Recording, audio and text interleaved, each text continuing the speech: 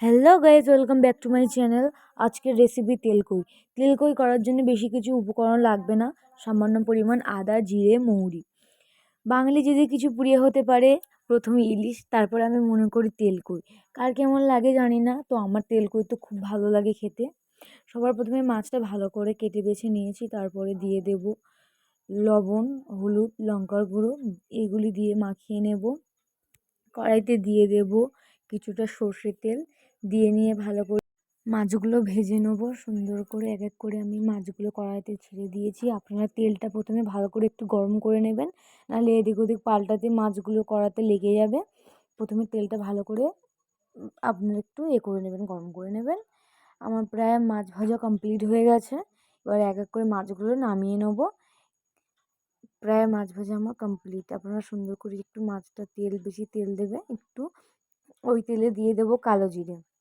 কালো জিরেটা হালকা হাত দিয়ে একটু ম্যাশ করে নেবেন, যাতে কালো জিরে স্মেলটা বেরোয় সুন্দর। তারপরে একটু ভালো করে হালকা হালকা করে নাড়াচাড়া করে নিলাম, নিয়ে দিয়ে দেবো পেঁয়াজ বাটা। পেঁয়াজটা গরম তেল দিয়ে দিলাম, দিয়ে ভালো করে নাড়াচাড়া করে নেবো। এবার দিয়ে দেবো কাঁচা লঙ্কা। কাঁচা লঙ্কা একটু আগে থেকে দেবেন, কারণ কাঁচা লঙ্কার স্মেলটা খুব সুন্দর। এখানে আমি কোনো রসুন ফসুন কিছু ব্যবহার করব না, তো কাঁচা লঙ্কার পরিমাণটা একটু বেশি দেবেন। দিয়ে দিলাম মশলার মধ্যে লঙ্কার গুঁড়ো, হলুদের গুঁড়ো, লবণ। ভালো করে মশলাটা কষিয়ে নেবো সুন্দর করে। কষিয়ে নিচ্ছি এদিক ওদিক করে, মশলা থেকে তেলটা যাতে আলাদা হয়ে যায়। ওই বাটা জিরে, মৌরি, আদার পেস্টটা দিয়ে দিচ্ছি, দিয়ে নিয়ে ভালো করে অল্প একটু কষিয়ে নেবো। আরেকবার কষিয়ে নেবো সুন্দর করে, যাতে তেলটা আলাদা হয়ে যায় মশলার থেকে। একটু ভালোভাবে কষাবেন। তারপরে দিয়ে দেবো কাটানো টমেটো। টমেটোগুলো একটু বড় লম্বা লম্বা করে আমি কেটে নিয়েছি, আপনারা চাইলে টমেটো পেস্ট ব্যবহার করতে পারেন। মশলা আমার পুরো কষানো কমপ্লিট হয়ে গেছে। এবার দিয়ে দিলাম জল।